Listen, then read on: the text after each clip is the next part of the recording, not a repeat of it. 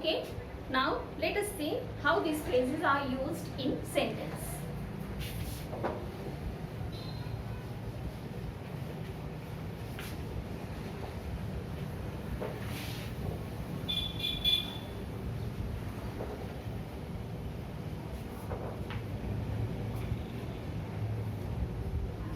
See here, a phrase can be used as a subject. As a subject. Now we are talking about phrases, okay? So it can be used as subject or an object of a word, or an object of a word, or a preposition, or as a preposition in a sentence. So there are three uses of the phrase. We can use this phrase in three different ways. First is as a subject, then after object of a verb, and number third is as preposition. So let us see examples. Helping poor people is my life's mission.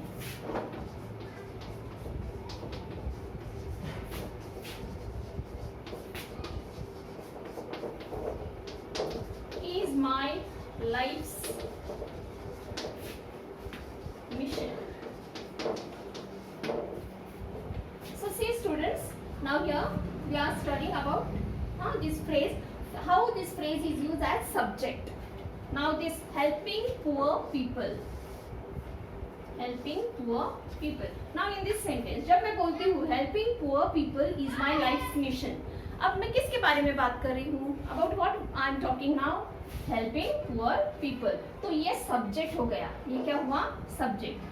The thing we talk about in the sentence is called as subject. जिसके बारे में हम बात करते हैं वो subject होता है. तो यहाँ पर हम helping poor people के बारे में बात कर रहे हैं. So यहाँ पर ये हो गया subject. But ये group of word जो है, तो ये क्या है? ये phrase भी है. ये क्या है? Phrase भी है. This group of word is also a phrase, and this phrase here I am using as subject. यहाँ पर ये जो phrase है helping poor people, ये जो group of words है ये phrase है, और ये phrase यहाँ पर इस sentence में use किया गया है as a subject. समझ में आया? हाँ, देखो ये नंबर 1 वाला यूज हो गया. मैंने 3 यूजेस बताए हैं फ्रेज किस तरह से हम सेंटेंस में यूज कर सकते हैं. नंबर 1 वाला मैंने सब्जेक्ट बताया, और इस सेंटेंस में ये जो ग्रुप ऑफ वर्ड्स है मींस ये जो फ्रेज है it is used as subject. Okay, let us see next example. Means object of a word.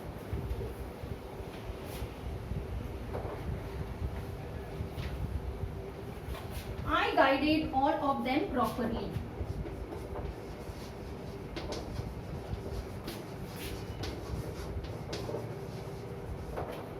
All of them properly.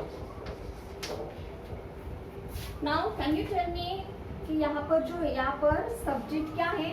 I है. ओके, सब्जेक्ट I है. गाइडेड वर्ब हो गया, और ये जो एक्शन है, ये जो गाइडिंग की एक्शन है, ये किसके और पास हो रही है? All of them. तो ये ऑल ऑफ देम जो है ये हो गया object. So this is object of this verb. ये जो ऑल ऑफ देम है ये ऑब्जेक्ट है, लेकिन किसका ऑब्जेक्ट है? इस वर्ब का ऑब्जेक्ट है, गाइड करना. हाँ, तो यहाँ पर जो है ऑल ऑफ देम, तो ये फ्रेज है. क्या है? Phrase. Group of words it is all of them. लेकिन ये जो फ्रेज है ये इस सेंटेंस में we are using as object of this word. ये यहाँ पर ऑब्जेक्ट है किसका? गाइडेड का, मतलब इस वर्ड का.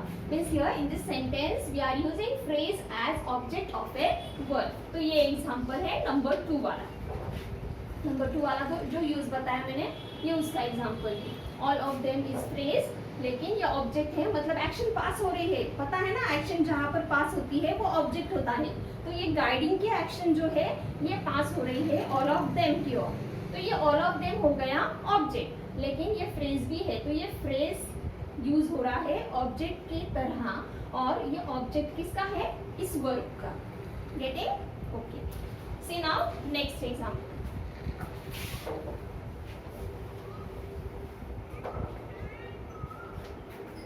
preposition. We are fed up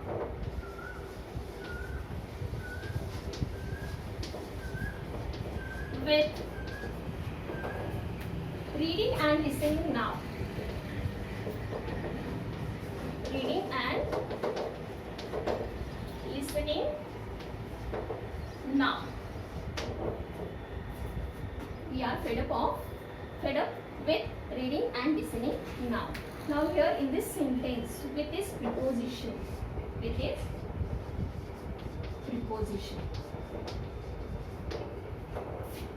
see, reading and listening. Reading and listening is object of this preposition. यहाँ पर जो है reading and listening is phrase, हाँ, और with reading and listening, तो यहाँ पर ये preposition जो है, तो इसका object कौन है? Reading and listening. ये with preposition है. So we are fed up with reading and listening now. Object of a preposition. तो ये जो है, तो ये किस तरह से यूज हो रहा है ये phrase as object of preposition. इस preposition का object ये है. जैसे हमने वर्ब के बारे में देखा, ऑब्जेक्ट ऑफ वर्ब को देखा हमने सेकंड एग्जांपल में, ऑब्जेक्ट ऑफ वर्ब, लेकिन यहाँ पर ऑब्जेक्ट ऑफ प्रीपोजिशन, क्योंकि विथ जो है यहाँ पर प्रीपोजिशन है और इसके बाद में ही यूज किया गया है. We are fed up with reading and listening now. तो reading and listening is a phrase but it is used here as object of this preposition with. Now types of phrases. Next point is types of phrases. These were uses. Now next is types of phrases.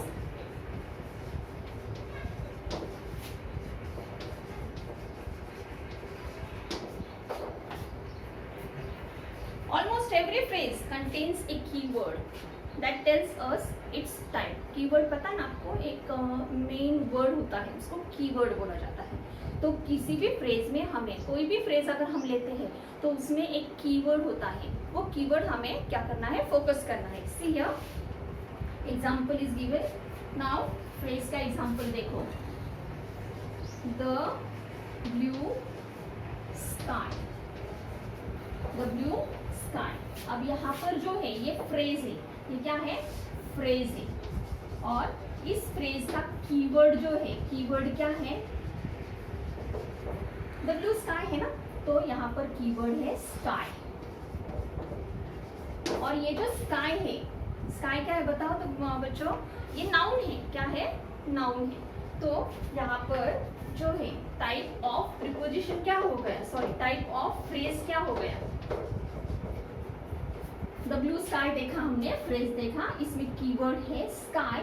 और ये sky क्या है? तो noun है. हाँ, keyword है लेकिन क्या है? नाउन है. तो ये जो नाउन है तो इसका टाइप ऑफ फ्रेज क्या हो गया? Noun phrase. Means you have to decide the type of phrase by focusing on the keyword in the phrase. Phrase में जब आप कीवर्ड को ढूंढते हो, उस पर फोकस करते हो, तो उसके बाद में आपको क्या करना है? उसको डिस्टिंग्विश करना है. नाउन है, एडजेक्टिव है, एडवर्ब है, देखना है आपको, और फिर उस पर से आपको डिसाइड कर. From that you are going to decide the type of phrase. Okay, see next example. Very beautiful. Very beautiful. Now in this phrase, the keyword is beautiful.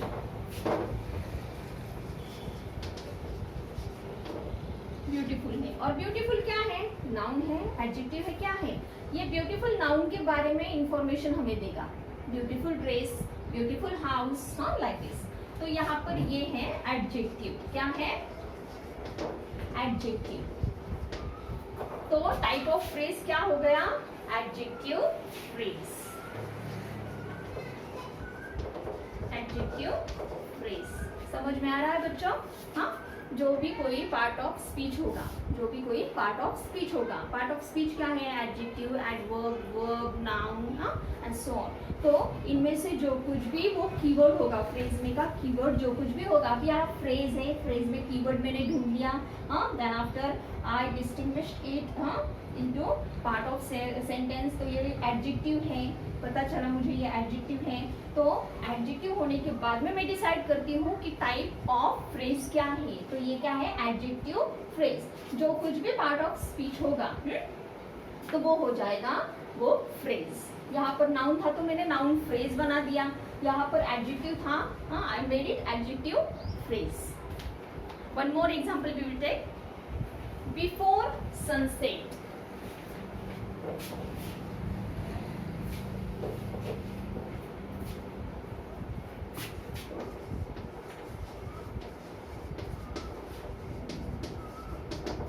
Now here before sunset, यहाँ पर keyword है before, और ये before क्या है? ये आपको समझ में आया कि ये क्या है? कीवर्ड है। ये फ्रेज है, बिफोर सनसेट फ्रेज है, और इसमें ये कीवर्ड है। और ये कीवर्ड जो है तो ये एक्शन के बारे में इंफॉर्मेशन दे रहा है। हाँ, सनसेट हो रहा है तो सनसेट के बारे में इंफॉर्मेशन दे रहा है, इसलिए ये हो गया एडवर्ब। क्या हुआ? एडवर्ब। बिफोर ये वर्ड क्या है? एडवर्ब। और इसलिए टाइप ऑफ फ्रेज क्या हो गया? ये जो है तो ये टाइप ऑफ फ्रेज क्या हो गया? Adverb phrase. गेटिंग? बहुत सिंपल है, लेकिन थोड़ा केयरफुली करना है, अच्छे से आइडेंटिफाई करना है कि पार्ट ऑफ स्पीच क्या है। हाँ, इस पर से हमें डिसाइड कर लेना है कि टाइप ऑफ फ्रेज वो है।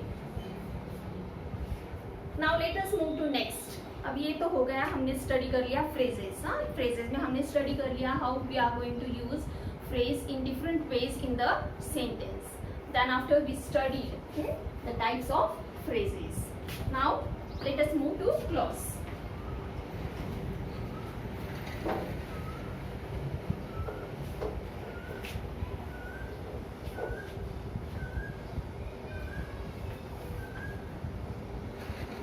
Now in clause, let us see types of clauses.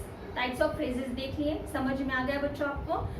और आपने क्या करना है, once you have to read the lesson very carefully. हाँ, अब मैंने टीच कर लिया, आपको ऐसा लगेगा कि हाँ हमें सब कुछ अच्छे से समझ में आ गया, but it is very necessary that you should go through the lesson. Lesson आपको अच्छे से केयरफुली रीड करना है। लेसन रीड करने पर आपको बहुत ज़्यादा और समझ में आ जाएगा। Types of clauses. Clauses are mainly of two types. अब ये जो क्लॉज है, टाइप्स ऑफ क्लॉजेस। क्लॉजेस के टू मेन टाइप्स हैं। फर्स्ट है independent clause,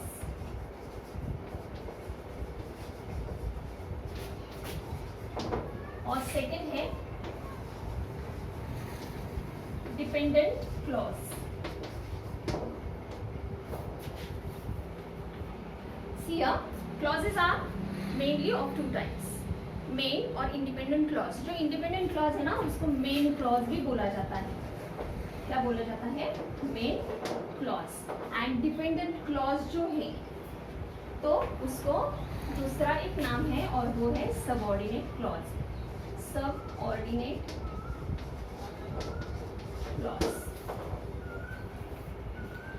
independent clause is one which gives complete meaning even when it is separated from the sentence. Independent ये जो word है इसमें मीनिंग आ जाता है, पूरी तरह से इसमें मीनिंग आ जाएगा। इंडिपेंडेंट किसको बोलते हैं? जिसको मराठी में हम स्वतंत्र बोलते हैं। हाँ, स्वतंत्र, जो किसी पर डिपेंड नहीं होता। इंडिपेंडेंट मीन्स जो किसी पर भी डिपेंड नहीं होता। तो इंडिपेंडेंट क्लॉज वो क्लॉज है, independent clause is the clause which does not depend on any other clause to keep the complete sense.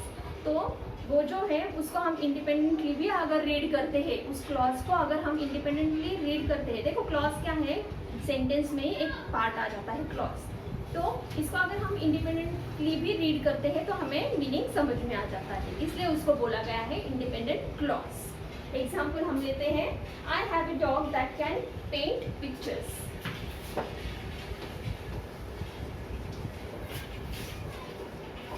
I have a dog that can paint a picture.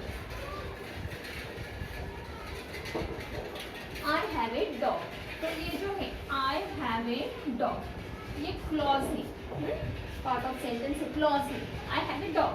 जब मैं बोलूंगी I have a dog, ठीक है, ये जो पूरा sentence है इसमें हमें मीनिंग समझ में आ रहा है. I have a dog that can paint a picture. वो पिक्चर पेंट कर सकता है. लेकिन जब मैं सिर्फ इतना रीड करूंगी, इस एक क्लॉज को रीड करूंगी, I have a dog, समझ में आता है मीनिंग. टीचर बोल रहे हैं कि उनके पास डॉग है. I have a dog.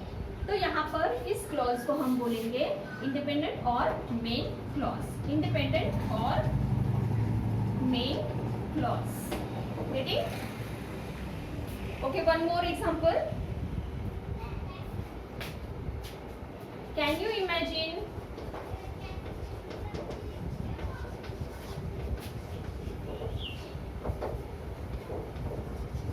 what I want? Can you imagine what I want? यहाँ पर जो है can you imagine, ये जो पार्ट है can you imagine, तो ये है क्लॉज.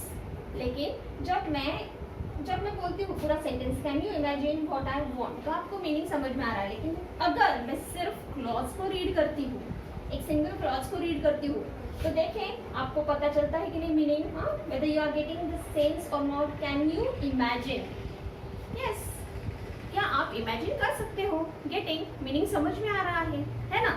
तो ये क्लॉज जो है, बताओ बच्चों ये क्लॉज कैसा हो गया? इंडिपेंडेंट है या डिपेंडेंट है? इसको दूसरे क्लॉज की जरूरत नहीं पड़ रही है मैसेज कन्वे करने के लिए, तो ये है independent clause.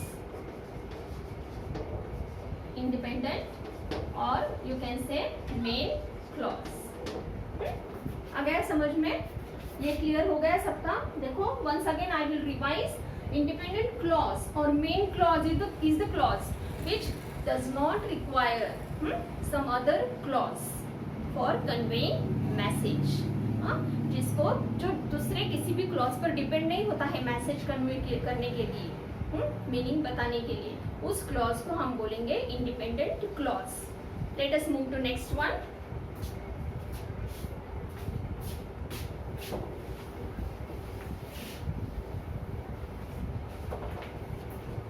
Now next is dependent clause. Dependent, दूसरे के ऊपर डिपेंड होना. जो दूसरे के ऊपर डिपेंड होता है उसको डिपेंडेंट बोलते हैं. Means exactly opposite of independent. Independent का अपोजिट हो गया डिपेंडेंट, या मेन क्लॉज का अपोजिट है सबऑर्डिनेट क्लॉज. से dependent clause is the one, dependent clause is the one which cannot make complete sense when separated from the sentence. देखो ये जो क्लॉज होता है, डिपेंडेंट क्लॉज होता है, इसको जब हम पूरे सेंटेंस से अलग कर देंगे, तो क्या हो जाता है? It cannot make complete sense. जब इसको हम क्या करते हैं, मेन सेंटेंस से अलग कर देते हैं, सेपरेट कर देते हैं, तो इसका खुद का अपना कोई भी मीनिंग रह नहीं जाता. मतलब इसको जरूरत पड़ती है. ये जो क्लॉज होता है सबऑर्डिनेट क्लॉज, तो इसको ये डिपेंडेंट है दूसरे क्लॉज पर, इसलिए टू कन्वे द मैसेज और टू कन्वे द मीनिंग.